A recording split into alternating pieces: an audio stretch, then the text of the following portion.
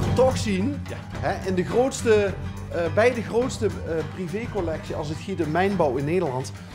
Ik vind deze ook zo leuk. Want hij leed een boekje op het kerken, instructie voor schietmeesters van de Oranje Nassau-mijnen in Heerlen. Maar er wordt er niet geschoten op elkaar. Nee, er werd niet geschoten op elkaar, maar er werd wel met dynamiet of springstof werd stukken gang opgeblazen voor waar eigenlijk voor te kunnen gaan. En die schietmeesters, die moesten verveur per fiets doen, omdat die het dynamietoog in de kist hadden zitten. Wordt het eigenlijk een verplichting om per fiets te gaan en niet met de personenvervoer.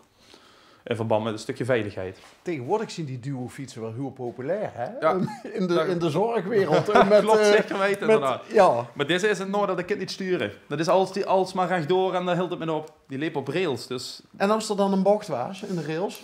Ja, de bochten worden meestal zo voorzichtig dat ze eigenlijk wel gewoon met de fiets overheen koos. Het probleem was alleen, de locomotiefjes reden op dezelfde spoor als de fiets. Dus dan kan ze rooien als ze in een trein huurden, afstappen, fiets eraf pakken, trein doorlaten, erop zitten en weer proberen mensen voor de grap zeg maar met een hand op te tellen. Oh, dan vergis je dich vies, hè.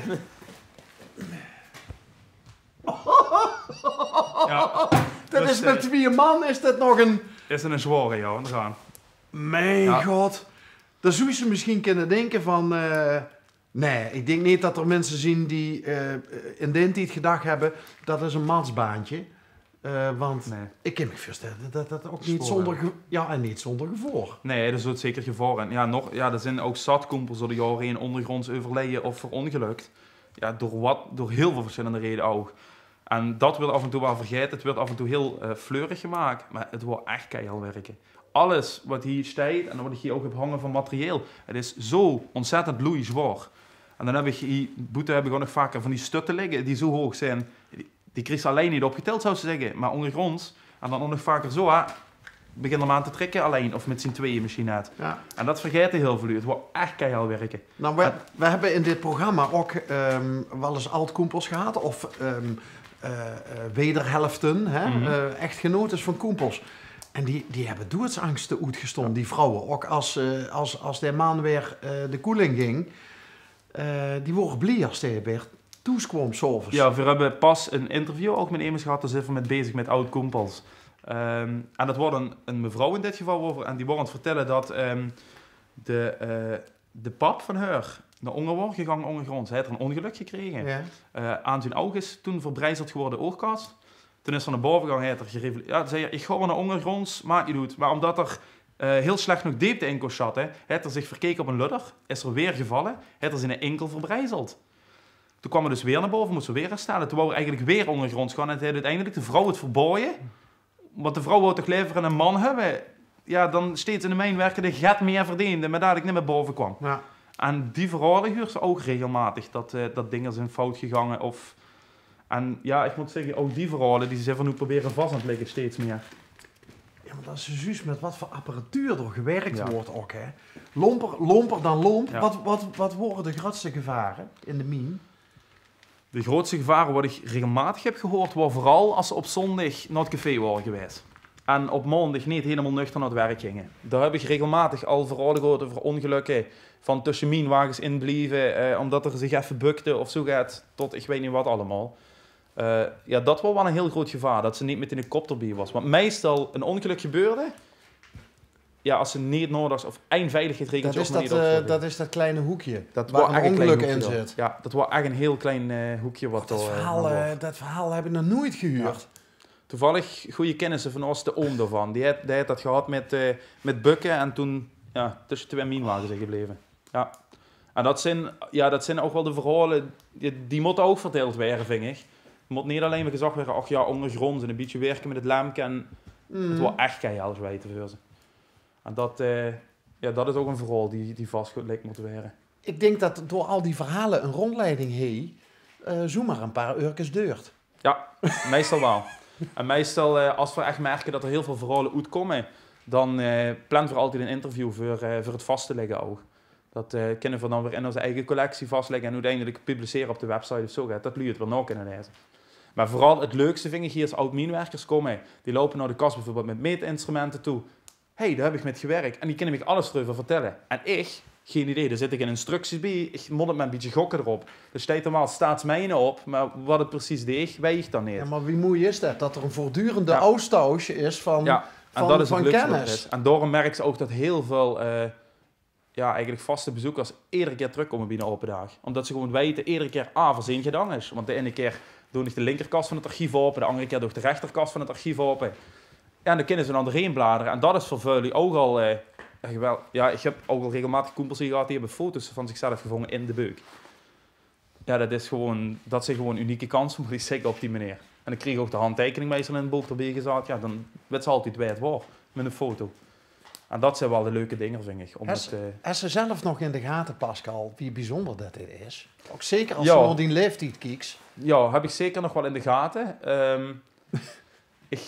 Het begint wel het standaard meer te werken in die leven, maar ik merk toch wel op die momenten dat ze toch wel het bijzonders zien neer hebt gezet.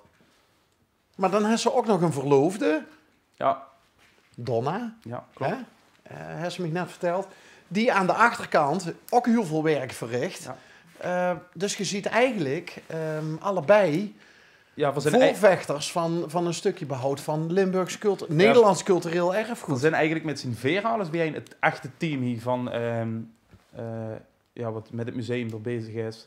En dat is mijn tweelingzus, die deed ook heel veel aan de achterkant ermee en met organiseren en helpen op open dagen en koffie en ik weet niet wat allemaal. En dan heb ik nog tegenwoordig ken ik hem als collega eigenlijk nu.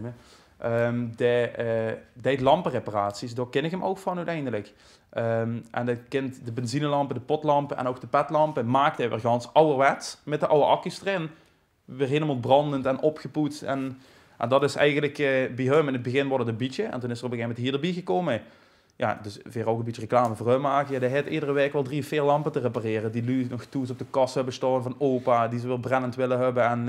En die deed ook heel veel met hier in het museum. En daar heb ik ook heel veel contact met. De Widdel heel veel. Dat is het misschien al 20, 24 jaar is hij al bezig. Nu maar even de namen van die mensen. Die tweelingzus? Is Judith. Judith. En de lampist dan, de collega van mij is Andy Huveneers. Noemt ze hem ook lampje of zo? Ja, niet lampje, maar meestal de lampist. Dus eigenlijk wel een beetje zijn standaard naam geworden. De lampist. Is dit een bestond woord? Lampist? Ik denk het niet eigenlijk. Ik denk dat we dat zelf verzonnen hebben. Maar dat deed heel veel met die... Wat gaaf. Is dat een patroonheilige trouwens, door? Ja, is de patroonheilige. De heilige Barbara is dat. Die had 4 december nog feestdag gehad. Ja, dat is een schilderij dat komt uit de loonhal van de Staatsmijn Maurits. Aan de linkerkant, onder de mijnlamp links, tussen de 2 schachten nog van de Maurits gelegen staan. Vandaar dat ik die weer herken. Maar dat zijn allemaal eigenlijk collectiestukken die heb ik door de tijd heen, eigenlijk door gans Nederland opgehaald. Want ik ben ook eens naar Amsterdam gereden voor spullen. En dat kwam gewoon omdat de mijnwerkers weer metgingen, die hebben je dan metgenomen en dan verdween dat toch weer heen. Nou is die echte baan is in de financiële wereld. Mm-hmm. Maar wie runt ze dit? Want dit kost ook dit kost geld. Ja, dit komt momenteel allemaal uit mijn privézak. Oh, ja. Dat is eigenlijk de ganse collectie geweest. En nu nog steeds de spullen wat ik aankoop. We zijn er nu wel mee bezig om een stichting te beginnen. Want daar hebben regelmatig jullie me al voor gek verklaard waarom ik niet een stichting heb. Want dan kan ik een stukje subsidie krijgen in ieder geval voor de open dagen. Ja. Dus daar zijn we nu ook wel mee bezig om in ieder geval de open dagen zeg maar, een stukje subsidie te krijgen. Omdat het ook voor de gemeente Stein toch een stukje promotie is en heel veel jullie hierop afkomen. Dus daar zijn we nu wel mee bezig om dat op te starten. Maar in principe alles wat die steden, ook boetesteden, is allemaal uit privé-thuis betaald. En waarom had het door Bikkel?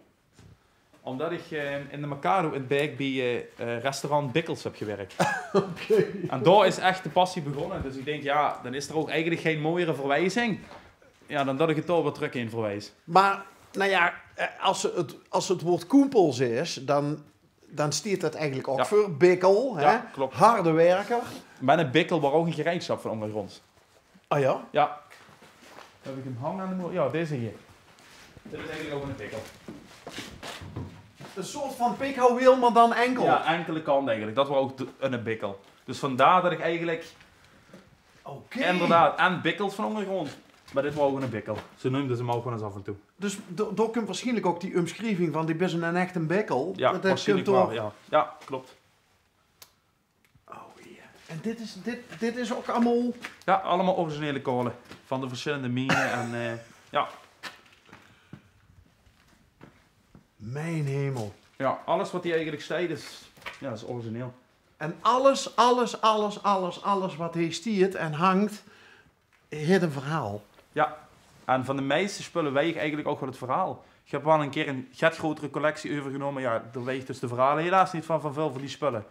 Maar van de meeste spullen weeg allemaal persoonlijk het verhaal. En ik heb zo nog te lui in mijn kop naar voren toveren hoe ik het van gekocht of gekregen heb door de tijd heen. Fenomenaal. Ja. Fenomenaal. Ja, en dan heeft ze de mondwinnaar van de bijrijder. En dat blijkt dan ook nog een museumconservator te zien. Ja. Het kan verkeren.